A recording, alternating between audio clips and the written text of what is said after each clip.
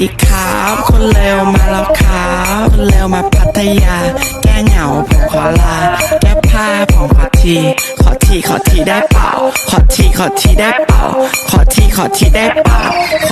อทีได้เปล่าผมเลี้ยงหมาชื่อมอมแมมเลี้ยงปลาชื่อบอมแปมเลี้ยงไก่ชื่อสแตมเลี้ยงนกก็ชื่อแบมแบม